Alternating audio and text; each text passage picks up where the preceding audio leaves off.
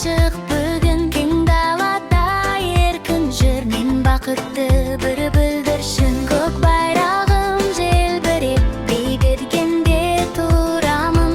Әжем айтқан ертегі тәуелсіздік ұраным.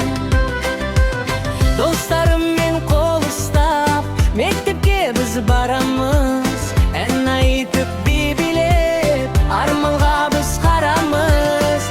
Қазақстан алтын ұям жүрегімде тұрады. Отан деген қасиетті сөз балаға да ұнады.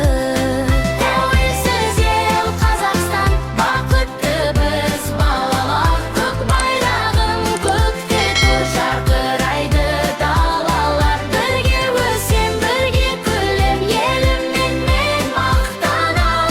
Тәуелсіз ел туған жер, мен сені әрдайым қорғаймын.